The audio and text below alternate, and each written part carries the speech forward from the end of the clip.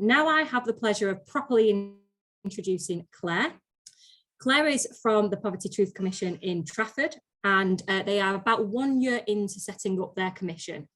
Claire really is the perfect person for us to hear from today, as she's the coordinator of the commission and is in the exact role of making this happen. So welcome this afternoon, Claire. It's really lovely to see you. Hi, thank you for having me along. No problem. So it always goes super fast, this bit, and I'm like, I've got like 15 questions that I want to ask you, and I only really end up asking maybe a handful. So we'll get through as many as we can. And I've had a chat with you beforehand, so I kind of know some of the nuggets that we want to pull out today. But could you just kind of start us off with telling us a little bit about what a Poverty Truth Commission is and how it works? Sure. So a Poverty Truth Commission, in a nutshell, is a process that tries to put people who are experiencing poverty in their daily lives at the heart of developing solutions to poverty. It's a project that takes place in a specific local area, and it's time limited. And it works by recruiting 2 sets of commissioners. In Trafford, we've called them community commissioners, so local residents who have lived experience of poverty, and civic commissioners, which means local leaders, either in the public, private or third sectors, key decision makers in that local area who can effect change basically through their job. And the way that a Poverty Truth Commission runs is by fostering good relationships between the 2 sets of commissioners to enable kind of a deeper understanding of poverty and the issues of poverty and how it affects people's lives. And starting from that point of view, in order to then just to engender a really good understanding of poverty within the local area. It's the aim really is to lead to better policy making and better I suppose, better ways of working within delivery organisations.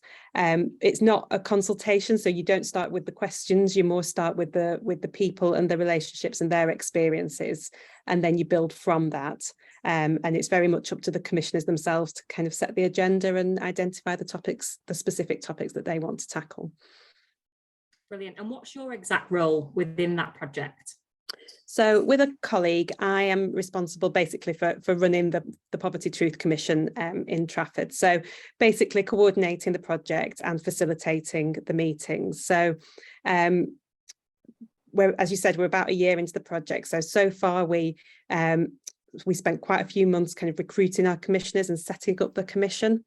And now that we have our commissioners in place, our role is around planning and facilitating the commission meetings and keeping the commission moving in that sense, and lots of kind of relationship building with our commissioners, but also looking outwards from the commission to try to make sure that the work that we're doing is having an effect throughout the borough. Brilliant, thank you. So obviously we've got a lot of councils, are predominantly councils in the room today, so it would be really great to understand the council's role within the commission as well, please. Sure. So, I mean, my understanding is that it varies from place to place. So there isn't kind of an exact template that every Poverty Truth Commission follows, but roughly speaking, I think as far as I'm aware, in most places the councils do have a role. In Trafford, the council really were the driving force behind setting up the Poverty Truth Commission. And before the project team was in place, there was a working group with council officials and elected members and some other local organisations, so community hubs and key third sector partners, who decided to set up a Poverty Truth Commission and what the aims would be. In Trafford, the council funds the project together with Trafford Housing Trust, but we're not, as a project team, we're not employed directly by the council. We're employed by Stretford Public Hall, which is a local community hub, which is funded to deliver the project. But throughout the whole process, we've worked really closely with the council. We're feeding directly into the council's anti-poverty strategy, so that's one of the key driving forces behind setting up the Poverty Truth Commission.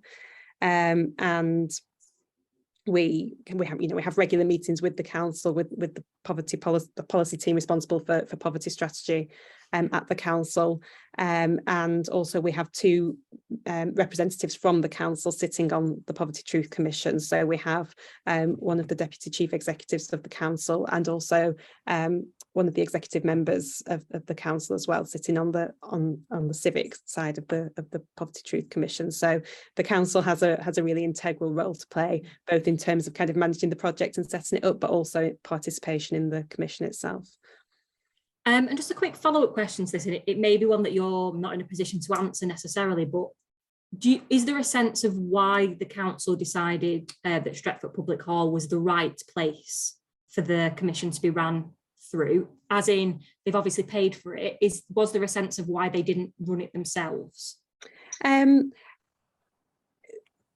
My sense is that having that separation between kind of the council itself and running the Poverty Truth Commission helps, because we're slightly at arm's length, so we can I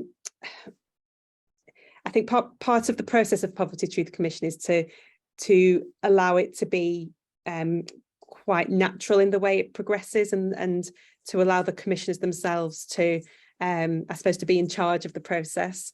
And I think not sitting within the council helps that, because we're slightly independent, so we can be a little bit more, I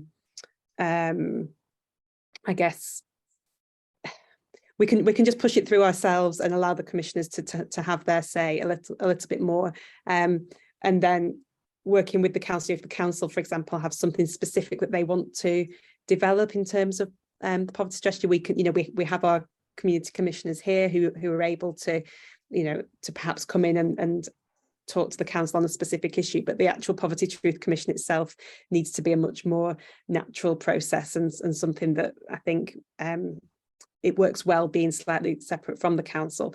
That said, I know that in some areas the Poverty Truth Commissions are run from within the council, so it's not a one size fits all, and it could be that depending on the local area and kind of how it fits up, how it's set up in that particular area, it can work either way. Brilliant, thank you. So obviously we're facing a massive kind of cost of living crisis at the moment as a country, and councils and the people that are here today will be looking for ways to kind of help residents and ideas to help them solve some of those issues.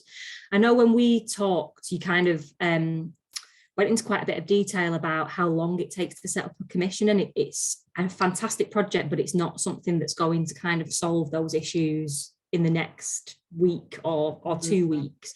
So I wondered if you would just give us a little bit of a rundown about what exactly goes into setting up a commission, and a bit of the timelines that you worked to over the last year or so. Yeah, sure. So yeah, as I said, obviously the process of setting up the Poverty Truth Commission started before I was in role, where the council and their partners started to think about hosting a Poverty Truth Commission within Trafford. I should say that there's an organisation called the Poverty Truth Network, which I would, if you're thinking of running a Poverty Truth Commission in your area, absolutely engage with them from the start, because they kind of oversee, in a way, the commissions going on across the country. So they'll be able to advise you on who to, how to go about setting up the project to start with. And then in terms of the actual project itself, so as I said, we started in role about a year ago. We spent a long time recruiting our commissioners, and I would say probably longer than we'd initially anticipated, because getting the right people on board is really, really important. It does take quite a lot of time. So we spent a lot of time going out and talking to community organisations, talking to all the different various people involved in delivering things for local communities and for people living in poverty in Trafford.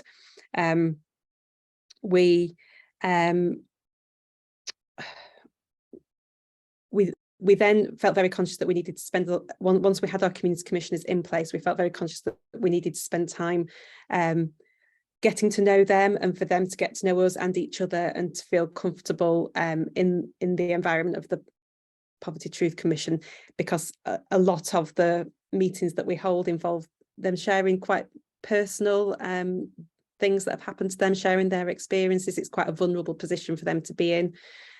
So kind of having those good relationships and that environment of trust between the facilitation team and between the commissioners was really important. Most Poverty Truth Commissions hold a launch event of one type or another as a way of kind of saying, you know, this is us and we are the Trafford Poverty Truth Commission, or whoever it might be. So we held ours in May. That involved what we aimed to do in Trafford was to very much make that about our community commissioners and their experiences. So it was a way of them sharing their experiences with the community and with the civic commissioners for the first time. And that just allowed them to kind of take ownership, I think, of the Poverty Truth Commission, and for it to make it really clear that our commission is about them and their experiences and making their voices heard. After the launch event, then we are holding regular meetings of the Poverty Truth Commission, where we bring our commissioners together and work towards our final report and recommendations that we'll have at the end of the project in February and March time next year. So far we've spent a lot of time in those commission meetings exploring issues of poverty, talking about personal experiences, building relationships. And now we're at the stage where from next week, we're going to start to really focus in on the specific issues that are pertinent to our residents, to our commissioners, and we'll form 3 task groups where we'll split the commissioners into 3 task groups, and they'll go off and work together on the specific issues that they choose. I obviously can't preempt what they're going to be because we haven't chosen them yet, but it could, for example, be something like housing or access to food. Obviously, the cost of living is very much on everybody's mind at the moment. So really going away and looking in detail at those issues and working up some proposals and ideas and recommendations, not just for the council to act on, but also for organisations right across the borough. So we expect our civic commissioners, whichever organisation they're from, to go away and from the Poverty Truth Commission and do something as a result, to whether it's making changes in the way they deliver their service, whether it's some kind of something tangible like that, or whether it's something a little bit less tangible, like a change of mindset about how they approach problems, how they approach the people that they work with on a daily basis. So that's where we're up to at the moment. And I think most Poverty Truth Commissions follow that general timeline. Thanks, Claire. So as you say, it's a long process, and it's something that I apologise. My dog has got very excited about something, so she's barking in the background. I'm so sorry about that. So yeah, a long process, but an important to take that amount of time to ensure that you really put in kind of strong foundations in place and doing the right thing to kind of get the most out of the commission in the long term. Obviously, the kind of community commissioners that you talked about being, very vulnerable people, but obviously people that are living in the community. And I guess it must be really important to make sure that you've got the right people as those commissioners for the whole process to work to its best. I'd really love you to tell us a little bit about how you went about recruiting the community commissioners. Like, how did you know who you were looking for, and how did you go about finding those people, and any challenges that you faced in doing that? Yeah.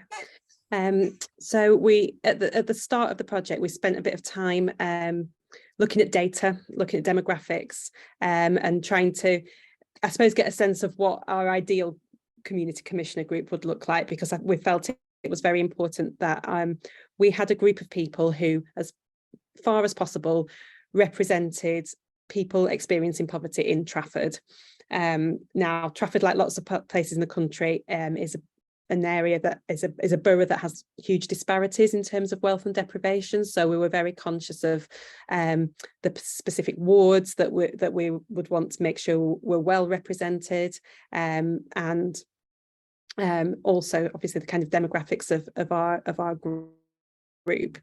So the way we went about it was to engage with as many local community organisations as we could. So whether it was churches or food banks or mosques or youth groups, but just going out right across the borough, trying to just really kind of almost pounding the pavements, going and talking to people running those organisations, explaining what the project was, explaining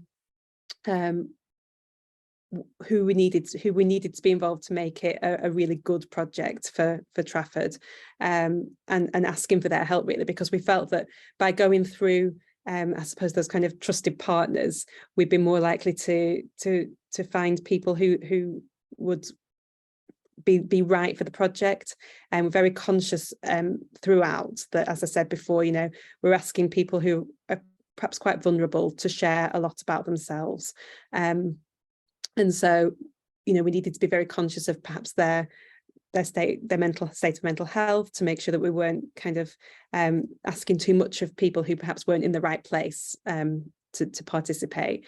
It's also a big commitment, so you have to be very clear, you know, about the level of commitment needed, attending regular meetings for, you know, half a day a month, but a lot more in between that. And you know, it's a lot for anyone to take on. So we did it that way, by going through those community organisations, getting those introductions with potential community commissioners, and then again just spending a lot of time with people one-to-one, building up their confidence, helping them to think about how they might share their stories, and then we gradually brought them together in pairs and then small groups, and then a whole group of community commissioners well before we actually held the launch event, so that we had those really good relationships. And we had, you know, we've seen some fantastic relationships grow between our community commissioners, the mutual support that they give each other, not just in the commission meetings, but the friendships that they formed outside, you know, in many cases has been really great to see. Going back to some of the issues around recruitment and making sure it was the best group that we could have, we did struggle a little bit in terms of kind of making it as demographically representative as possible. We really struggled to get men to participate. We found it much easier to find women. Women kind of, you know, were much easier to reach out to. So we do have more women than men in the group. And we knew we would never get a perfect, kind of scientifically perfect representation of Trafford residents, but we've managed to get some men involved now, which is great. What we also did was, as we were kind of going towards the end of the recruitment and we could see the gaps, we had some gaps in the group. We didn't feel that we had enough people from BAME backgrounds within our group, but we were able to work with some of our civic commissioners who we'd recruited to help us to kind of find some people to take part. So one of our civic commissioners is a head teacher at a local primary school, and obviously he's a very trusted person, and he was able to introduce us to a few parents in the group from his school who now participate in the Poverty Truth Commission, and you know, just a really kind of bringing a lot to it. So it took a lot of time. I've just seen a message asking how many commissioners there are. I should have said that. We have about 15 community commissioners and just nearly 20 civic commissioners. I think that's quite a lot. I think quite a few Poverty Truth Commissioners end up with less than that. But there's also that kind of, we were quite keen to slightly over recruit, because it's, as we said at the beginning, it's a long project, it's a long process, and there's risk of people dropping out, basically, whether it's, you know, just disengagement, whether they move, or, you know, various reasons. So we were quite keen to have as many people as we felt that we could practically manage in a session involved, so that just to kind of mitigate a little bit against those risks of people dropping out over the course of the project. Well, thanks, Claire. And we're going to be moving on to the Q&A bit in literally after this question. So if you've got some burning questions for Claire, do pop them in the chat now, and I'll get to those as soon as Claire's finished answering my last question. Just to remind you, I will do a kind of a reminder of this after this question as well. We will be moving to Chatham House at that point, so do feel free to ask questions that, you know, perhaps, as in those won't become publicly available, so do feel free to ask whatever questions you want to. So my last question for you today, Claire, before we move over to the Q&A, is You've kind of talked about the civic commissioners, some of which hold kind of big responsibility within an area and also have potentially a lot of power within an area. And then obviously community commissioners who may feel that they don't have that same kind of power that the civic commissioners do. They're all getting together in a room. What techniques have you used to ensure equity during those conversations so everybody feels as though they're kind of equals? So I think part of it was starting from a position of the community commissioners very much having ownership of the process, and I think that pre-work that we did with them has really helped in that sense, because they come to the meetings feeling very confident that they know each other, and that they're used to talking in that particular room, in that particular place. They're used to the environment, and they're used to us as a facilitation team as well. So I think kind of having that kind of setting that up beforehand really helped once we started to bring the civic commissioners in, because the community commissioners already felt very comfortable in the space. And then again, using the launch event as a way of kind of setting that out as kind of, this is us sharing our stories. We are the community commissioners. This is our commission, and these are our voices, and that's at the centre of the project. So I think that really helped kind of set the tone for the project as it went on. And since then we've tried really hard to in our commission meetings with both civic and community commissioners to spend time in small group work, in partner work. For example, we did a session where we kind of got the civic commissioners almost to gently interview our community commissioners about a particular topic, just to kind of tease out information about things that they were particularly interested in. We're also trying to do different styles of sessions. So next week we've got a creative zine making session, which we're hoping will really kind of create some equity within the room, because everybody will be kind of engaged in the same task, and trying to make it as informal as we can, not to kind of have business language being used or overly kind of having agendas or things like that. We're trying to make it as informal as we can, while still kind of moving the conversation forward and managing those conversations. So, and I have to say, the civic commissioners come to this with an open mind and with a lot of desire to make it work. So again, engaging with the civic commissioners beforehand and really making sure that they understand the process and what it's all about, so that they don't come into a half-day meeting, which again is a lot of time for somebody to give up, and go away feeling like it was a waste of time or something like that, because perhaps they spent time sitting down having a cup of coffee with somebody, for them to really understand why they're spending that time building those relationships, before we kind of move into those that kind of more nitty-gritty of the project a little bit later on. And as I say, we've found that our civic commissioners have for the most part been really very open-minded and committed to the project, and I think it's just getting all that buy-in beforehand as far as we can. Claire, and thank you everyone for joining us today. I found it fascinating and super interesting, and it's the second time I've spoken to Claire, so even doubly interesting the second time round, and I hope you guys have too. I hope you found it useful, and I hope you found some kind of practical insights that you can take back to your day job.